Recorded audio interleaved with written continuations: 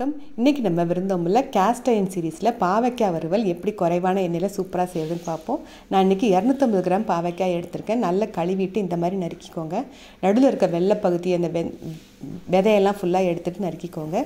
அப்புறம் ஒரு பாத்திரத்தில் ஸ்டீமரில் கீழே உள்ள பாத்திரத்தில் நல்லா தண்ணி சேர்த்து கொதி வந்த பிறகு மேலே பாவக்காயை சேர்த்துட்டு நல்லா பதமாக வேக வச்சு எடுக்கணும். கீழே கொதி வந்த பிறகு தான் காய் சேர்க்கணும். ஒரு 5 நிமிஷம் வேக வச்சா போதும், ரொம்ப நேரம் வேக வைக்க வேண்டாம். ரொம்ப வேக வச்சிங்கன்னா நம்ம திரும்ப இரும்பு சட்டியில் போட்டு வறுக்கும் போது அந்த ஷேப்லாம் மாறிடும். பதமாக வேக வச்சு எடுத்துக்கோங்க. பதமாக வெந்துருச்சு. எனக்கு 5 நிமிஷம் போதும், அதுக்கு மேலே வேண்டாம்.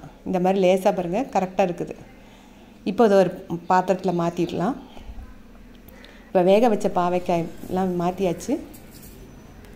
இப்போ இது பொரியலுக்கு தேவையான உப்பு, வறுவலுக்கு அப்புறம் 1/4 டீஸ்பூன் மஞ்சள் தூள், அப்புறம் ஒரு 1 டீஸ்பூன் அளவுக்கு வறுத்து பொடி பண்ண ஜீரகப்பொடி, அப்புறம் 1 டீஸ்பூன் அளவுக்கு மிளகாய்த்தூள், தனி மிளகாய்த்தூள்.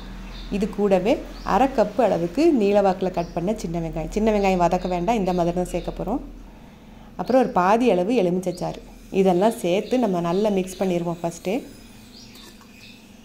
சின்ன வெங்காயம் வதக்காமல் நம்ம இரும்பு சட்டியில் தான் சேர்க்க போகிறோம். அதனால் வதக்க வேண்டாம், இப்படியே சேர்த்து நல்லா ஊற வச்சுட்டு அதுக்கப்புறம் நம்ம இரும்பு சட்டியில் சேர்த்து இது பண்ணாமல் சரியாக வரும். நல்லா மிக்ஸ் பண்ணியாச்சு. இப்போ கொஞ்சம் போல் ஃப்ரெஷ்ஷான கருவேப்பிலை கொஞ்சம் சேர்த்துக்கோங்க. வேறு அரிசி மாவு, கடலை மாவு எதுவுமே இந்த இதுக்கு தேவையில்லை. இப்போ ஃப்ரெஷ்ஷான கருவேப்பிலை இலைகள் எல்லாம் சேர்த்துட்டு நல்லா மிக்ஸ் பண்ணியாச்சு. இப்போ இதை ஒரு 15 நிமிஷம் நம்ம மூடி வச்சுருவோம். மூடி வச்சாச்சு. இப்போ பாருங்கள், கரெக்டாக நல்லா கொஞ்சம் ஊறி நல்லா இருக்குது. இப்போ ஒரு கனமான, நான் சொன்ன மாதிரி இந்த கேஸ்ட் அயர்ன் கடாய் நல்லா சூடாக்கிட்டு அதுக்கப்புறம் ஒரு 2 டேபிள் ஸ்பூன் அளவுக்கு தேங்காய் எண்ணெய் சேர்த்துக்கோங்க. தேங்காய் எண்ணெய்னு இல்லை, உங்களுக்கு என்ன விருப்பமோ சேர்த்துக்கலாம். நல்லா சூடு பண்ணிட்டு தான் எண்ணெய் சேர்க்கணும். எண்ணெய் சேர்த்த உடனே இப்போ கலந்து வச்சுருக்க பாவக்காய் கலவையை அப்படியே சேர்த்துட்டு நல்லா இந்த மாதிரி நல்லா ஸ்ப்ரெட் பண்ணி விட்டுருங்க. ஹீட்டு ரொம்ப குறைவாக தான் வச்சுருக்கணும், ஹை ஃப்ளேம் வைக்கக்கூடாது. ஏன்னா சட்டி நல்ல வெயிட் இருக்கனால நல்ல பதமாக எல்லா பக்கமும் நல்லா ரோஸ்ட் ஆகும். அதே மாதிரி ரொம்ப நிறைய சேர்த்தாலும் உங்களுக்கு ஒன்று போல் ரோஸ்ட் ஆகாது. இந்த சட்டிக்கு எந்த அளவு தாங்குமோ அந்த அளவு சேர்த்துக்கோங்க. இப்போ ஒவ்வொரு 30 செகண்ட்ஸ்க்கு ஒரு தடவை இந்த மாதிரி திருப்பி விட்டுக்கிட்டே இருக்கணும். எண்ணெய் எதுவும் எக்ஸ்ட்ரா தேவைப்படாது. இந்த சட்டி சூட்லேயே நல்லா வெந்துடும், உங்களுக்கு நல்லா கருகிடும்.